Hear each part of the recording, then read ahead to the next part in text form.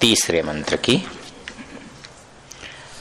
तीसरा मंत्र है एतावानस्य महिमा अतो ज्ञायाश्च पूरुषः। ये ऊ छोटा नहीं है, दीर्घ है। पादोस्य विश्वाभूतानि त्रिपादस्य अमृतम दिवि। कल के मंत्र में जो चर्चा थी वो काल के बारे में थी और स्वरूप के बारे में थी। वो परमेश्वर समस्त स्थानों पर व्याप्त है, समस्त कालों में और समस्त पदार्थों में। तो पदार्थ वो चाहे चेतन हो, चाहे जड़ हो, चाहे स्थावर हो, और काल चाहे वर्तमान हो, चाहे भूत हो, चाहे भविष्य हो। आज के मंत्र में चर्चा कर रहा है वो स्वयं कितना विशाल है। ये जो वस्तुएं हैं संसार की, इनमें तो वो है ही, वो केवल इनमें है या इनसे कहीं दूर भी है, तो ये उसकी व्यापकता का विषय है। एतावानस्य महिमा, ये जो पीछे बताया गया, ये क्या, उसका महत्व। महत्व बड़प्पन को कहते हैं। हमको बड़प्पन से खाली गुणों का अभिप्राय लगता है, लेकिन महत्व उसका आकार भी है, महत्व उसकी योग्यता भी है। तो एतावानस्य महिमा जो पीछे बताई गई है वो महिमा है, अर्थात हमारी पकड़ में जो चीज आ सकती है, जितनी आ सकती है, जहां तक हम पहुंच सकते हैं। कितना बड़ा है, कितना बड़ा है, कितना बड़ा है, तो अपने हाथ फैलाते रहते हैं हम। अब हाथ खत्म हो गए, फिर हम कुछ करेंगे, फिर और कुछ करेंगे, फिर भी नहीं आएगा। तो वो कहता है कि एतावानस्य महिमा, हमने जितना प्रयास किया, जितना देखा, उतनी तो है, लेकिन पुरुषः ज्ञायान, वो पुरुष क्या है, इससे भी अधिक है। कल चर्चा कर रहे थे ना हमारे शक्ति नंदन जी कि 10 अंगुल का मतलब तो ठीक है, नापा जा सकता है। वही उत्तर मैंने भी दिया था कि भाई 10 अंगुल तो नाप लो, पर 10 अंगुल किसके बाद जो संसार है तो नाप लो, पहले संसार नापो। अब संसार में हम क्या क्या नाप सकते हैं? हमने पृथ्वी को नाप रखा है, सूर्य को नाप रखा है, और इसका पूरा जो ग्रह उपग्रह हैं उनमें कुछों को अनुमान कर रखा है। मंगल तक जाएंगे तो इतनी दूरी है, बृहस्पति तक जाएंगे तो इतनी दूरी है। अब उसके बाद ग्रह हैं कि नहीं है, हैं, फिर उनकी दूरी। और सबसे विचित्र बात तो यह है कि ये सारा सौर मंडल जो है उसको एक इकाई बना लो तो ऐसी इकाइयां कितनी हैं इसका पता नहीं, और इकाई का ही पता नहीं ऐसा नहीं है। ये इकाई जिस समूह में रहती हैं उस समूह का नाम आकाश गंगा है। तो आकाश गंगा में कितने सौर मंडल हैं उसका कुछ पता नहीं। 10,000 मान लो भाई, 10,000 होंगे, तो आप कल्पना करो कि 10,000 का कितना विस्तार होगा। और फिर कितनी आकाश गंगाएं हैं अभी तो कुछ पता ही नहीं, लेकिन हैं तो बहुत। तो आप सोचते सोचते सोचते तो वो रुई के धुनके वाली बात हो जाएगी। कौन सी? एक जुलाहा जो था वो बंबई के बंदरगाह पर चला गया और उसने वहां रुई के पर्वत देखे, तो वो ऐसे सोचने लगा, हे भगवान ये कौन धुनेगा। उसके मन में भय बैठ गया और वो उसके पीछे पागल हो गया। हर समय ये कहे, भगवान इतना कौन धुनेगा, इतनी रुई कैसे होगा इसका। इस चिंता में वो बीमार पड़ गया, उसको बुखार हो गया। अब वो बुखार में भी एक है, भगवान इतनी रुई, इसको कौन धुनेगा। चिकित्सक को बुलाया तो चिकित्सक ने कहा कि बात बताओ क्या है। बुखार तो कारण तो कुछ समझ में नहीं आ रहा है, बुखार तो है लेकिन क्यों है। बोले जी ये बंबई गया था और इसको वहां जो पानी के जहाजों पर रुई लदती है वहां इसने रुई के बड़े बड़े पहाड़ देखे, और सचमुच में यदि आप देखेंगे ना तो आपको भी लगेगा इतना, हमको कितना बड़ा ढेर देखने की आदत है ना, उससे जब कल्पना से परे होता है तो लगने लगता है जैसे ये जिम्मेदारी हमारी ही तो नहीं है कहीं, तो भय तो वही पैदा होगा। तो उन्होंने कहा कि अच्छा ऐसा है, तो बोले ठीक है कल ठीक हो जाएगा ये। उन्होंने देख दाख कर अगले दिन आए तो उसको धीरे से एक बात कही। बोले वो जब कहने लगा कि इतनी रुई कौन धुनेगा, अरे बोले राम सिंह वो रुई तो आग लग गई, जल गई। बोले जल गई? बोले जी सारी जल गई। बोले ठीक है फिर कोई बात नहीं, अब चिंता की जरूरत नहीं। और उसका बुखार ठीक हो गया। तो क्या होता है कि जब किसी की विशालता हमारे कल्पना से परे हो जाती है तो फिर हमारी अकल जो है ना ठिकाने आ जाती है। मतलब ईश्वर का महत्व जानने की आवश्यकता क्यों? क्योंकि हम जिसको छोटा समझते हैं उसको गिनते ही कुछ नहीं है। हमारी एक मानसिकता होती है, वस्तु छोटी है, व्यक्ति छोटा है, सामर्थ्य कम है, तो मनुष्य उसकी परवाह नहीं करता, उसकी उचित बात को भी स्वीकार नहीं करता। मतलब हम परमेश्वर की आज्ञा का उल्लंघन कब करते हैं? तभी करते हैं या तभी कर सकते हैं जब हम ये समझते हैं कि वो हमारा बिगाड़ क्या लेगा। आप कल्पना करके देखो, एक प्रिंसिपल है, आचार्य हैं, उसका अनुशासन बहुत अच्छा है, और एक बेचारा है उसका कोई सुनता ही नहीं है। प्रिंसिपल तो वो भी है लेकिन कोई सुनता नहीं है, लोग वो बुलाता रहता है, कोई आता नहीं। और एक व्यक्ति उसके बुलाने मात्र से भय लगता है। एक ही परिस्थिति है पर ऐसा क्यों? हम एक का मानने के लिए बाध्य हैं और दूसरे का हम परवाह ही नहीं कर रहे हैं। तो जिसकी परवाह हम कर रहे हैं, क्यों कर रहे हैं? क्योंकि उसका बड़प्पन, उसका अधिकार, उसकी सत्ता, उसका सामर्थ्य, उसकी पकड़ हमको पता है, हमको मालूम है। यहां तो भगवान जी क्या करेंगे? मंदिर में बंद है, ताला लगा के चले जाएंगे, तो ये तो कोई देखने आने से रहे। हम यह समझते हैं कि भगवान जो है ना वो हमारे हिसाब से चलता है, जब हमने बनाया है तो चलेगा भी हमारे हिसाब से। तो उसका महत्व कितना है? जितना मेरा है उससे कम। मतलब घर में मंदिर बनाया है, घर तो मेरा, और वो बैठा कहाँ है? मेरे घर के एक कोने में। तो मैं बड़ा कि वो बड़ा है ना? तो मैं बड़ा हूं तो मैं उससे डरूंगा कि वो मेरे से डरेगा? तो अब ये परिस्थिति हो जाती है। मतलब हम ईश्वर के स्वरूप को यदि जानते हैं तो मैंने आपको एक सुनाया था ना लल्लेश्वरी का, तो उसने अंतिम बात जो कही थी वो कही थी कि ईश्वर के डर से बड़ा कोई सुख नहीं है। बाकी जगह डरने में दुख ही दुख है। मतलब डर और दुख पर्यायवाची हैं।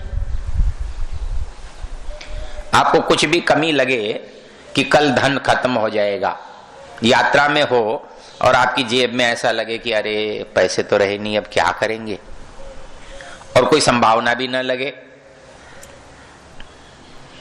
मैंने आपको एक बार बताया था कि एक गरीब की कल्पना कैसे करो, कैसे? एक आदमी विदेश में हो और उसकी भाषा न जानता हो,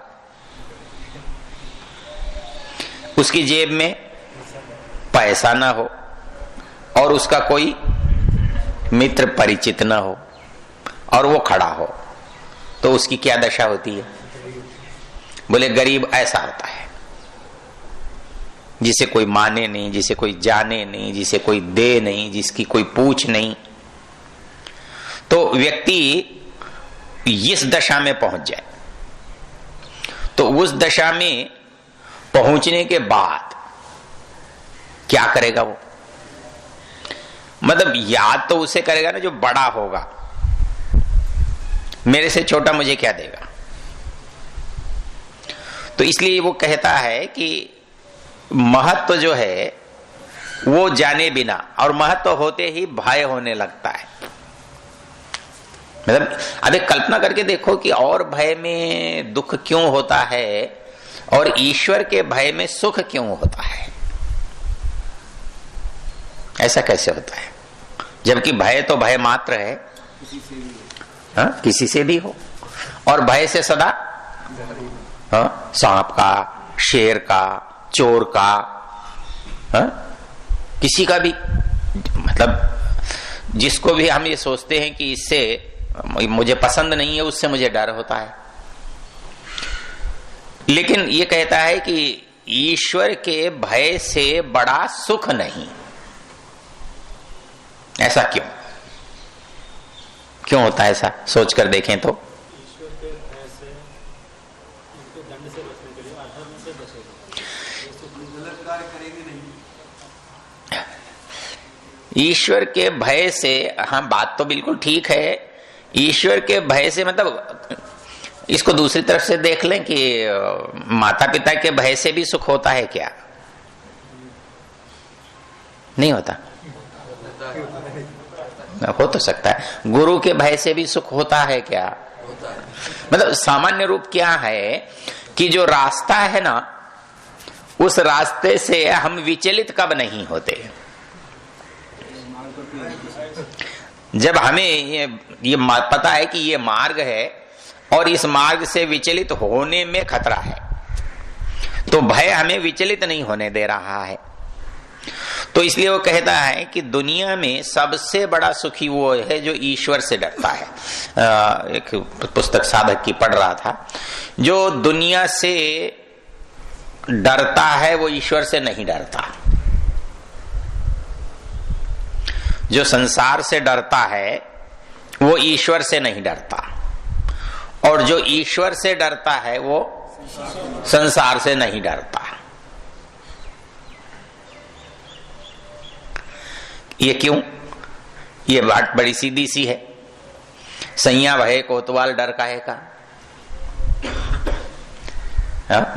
मेरा व्यक्ति, मेरे घर का व्यक्ति, मेरा मित्र, मेरा परिचित, मेरा अधिकारी है, मेरा मालिक है, मेरा रखवाला है, मेरा हित चिंतक है, तो बाकी लोगों से क्या डरना है? और यदि दुनिया में कोई व्यक्ति किसी सामान्य व्यक्ति से डरता है तो इसका मतलब वो ईश्वर से नहीं डरता। हम सब दुनिया में सबसे डरते रहते हैं। तो इसलिए क्या होता है कि हमको ईश्वर से डर नहीं लगता, क्योंकि डर तो सारा यही छिपा हुआ रहता है। डर की स्थिति, एक बार गुरु गोरखनाथ के जीवन में एक घटना आती है। गोरखनाथ का नाम सुना? गोरखपुर जिनके उस पर बसा हुआ है, वहां मठ भी है उनका, बहुत बड़ा संप्रदाय है। तो उनका शिष्य कौन था? मत्स्येंद्रनाथ। जाग मत्स्येंद्र गोरख आया, घर से उठा ले गया था उसे। एक बार चेले ने क्या किया कि कुछ पैसे, कोई सोने की अशरफियां उसे मिल गई, तो उसने पोटली में बांध ली और गुरुजी के साथ जा रहा था। तो थोड़ी थोड़ी देर में बोला, गुरुजी डर लग रहा है।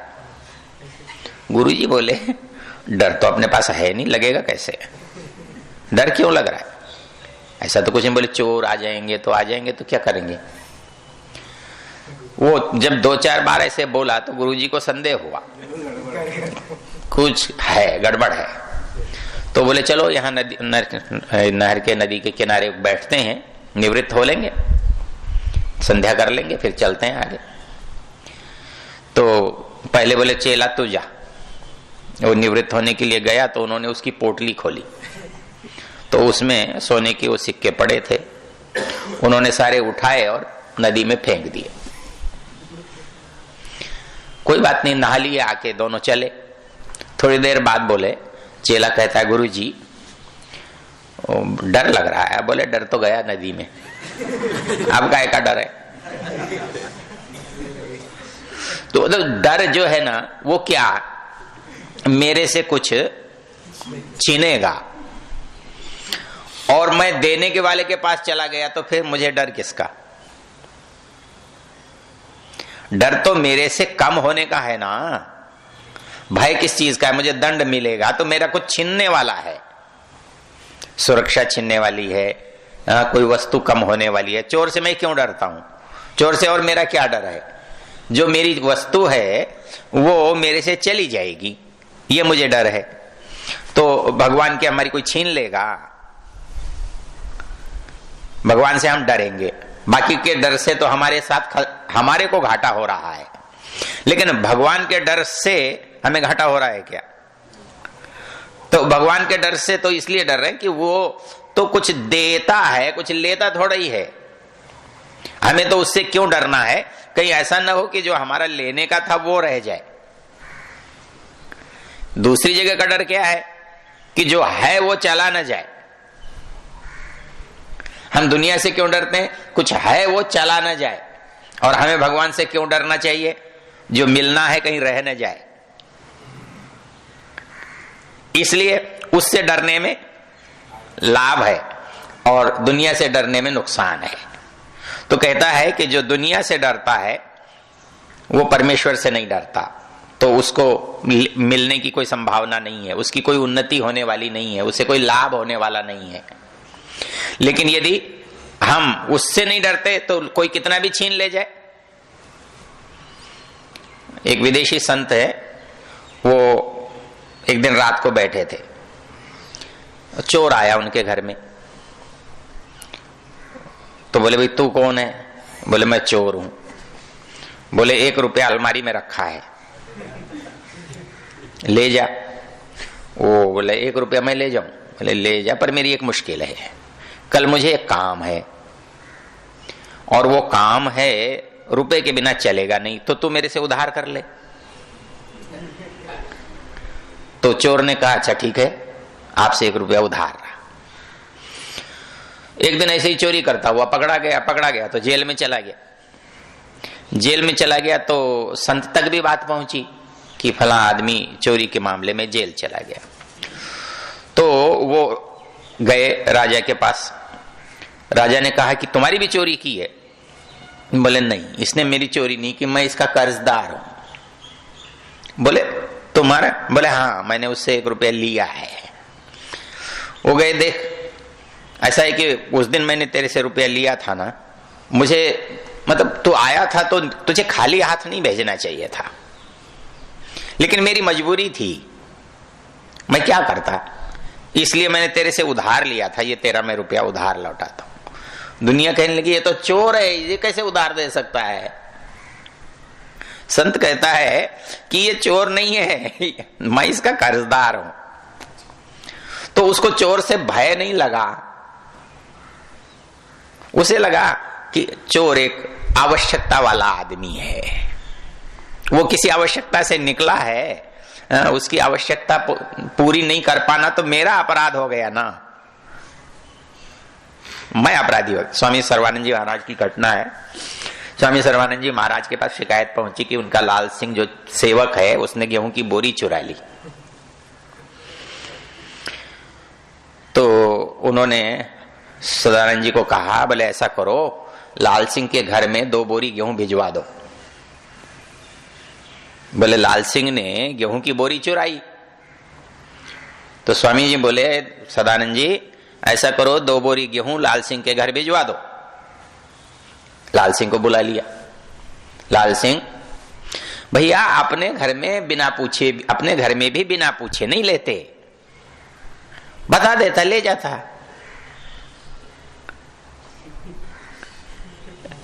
उनने बोले भाई तुमने चोरी करवाई उससे तो इसके घर में होगा, नहीं तो चुराया होगा, उसकी मजबूरी है। और उसको ये कह दिया भैया चीज तो अपनी है ना, तो पूछ के लेने में क्या परेशानी है, सूचना देकर ले जाओ ताकि चिंता न हो कहां गई। प्रश्न क्या है? सोच का है। तो वो जो संत होता है वो ये सोचता है कि सब कुछ तो ईश्वर का है, इधर का उधर हुआ तो क्या, उधर का इधर हुआ तो क्या। हमें लगता है कि हमारा उधर नहीं जाना चाहिए क्योंकि वो हमारा है। उनका इधर आ जाए, वो सोचता है मेरा उधर क्यों जाए। लेकिन संत को यह लगता है सब कुछ तो उसी का है, इधर जाए या उधर जाए डर क्या, चिंता उसको करनी है ना। घर में एक माँ जो है वो सामान अपने पास रखती है, किसको देती है, किससे लेती है, तो ये बच्चे को चिंता करने की जरूरत नहीं होती मेरे से लिया कि मेरे से दिया, मुझे जब जरूरत होगी तो कौन देगा। तो वैसे ही जिस समय हम परमेश्वर को ये मान लेंगे कि वो हमारी चिंता करने वाला है, वो हमारा रखवाला है, वो हमारा रक्षक है, तो उस परिस्थिति में फिर हमको भय कि इनसे किससे रहेगा, चोर से न रहेगा, न उस शेर से रहेगा, न किसी और से रहेगा। क्यों कि हम तो उससे भयभीत होते हैं कि भाई हमारे जो सूचना है उसके खाते में गलत नहीं होनी चाहिए, उसकी दृष्टि में हमें बुरा नहीं बनना चाहिए। हम डरते किस बात से कि कोई हमको बुरा न समझे। हम बुरा करने से नहीं डरते, हम बुरा कहलाने से डरते हैं। मतलब आप कल्पना करके देखो, हमें किसी का सामान उठाने में परेशानी नहीं है, उठा लेते हैं। परेशानी किसमें है? कोई देख तो नहीं रहा है, तो झगड़ा इस बात का नहीं है सामान उठा लिया, झगड़ा इस बात का है किसी ने देखा तो नहीं। तो हमारे लिए महत्वपूर्ण है उसके मन में हमारे प्रति हमारे जो भाव हैं वो ठीक बने। तो यदि एक आदमी से हम डरते हैं कि वो हमारे लिए ठीक बने, तो परमेश्वर के मन में हम गलत बन जाएं ये कैसे संभव होगा। एक सामान्य व्यक्ति की दृष्टि नजर में हम अच्छे रहना चाहते हैं, इसलिए चोरी करके पकड़े न जाएं ये इंतजार करते हैं।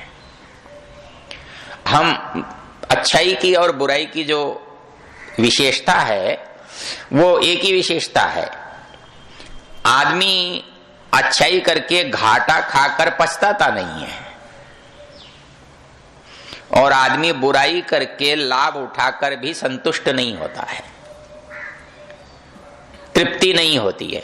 चोरी से खा लो, खाने में आनंद नहीं आता है, जल्दी जल्दी खाना पड़ता है, चारों तरफ देखना पड़ता है, तो देखने में नजर चली जाती है, स्वाद तो आता ही नहीं। कभी चोरी से खा के देखा है? नहीं ना, आप तो करते नहीं ऐसे। करने में तो अब भी मजा है।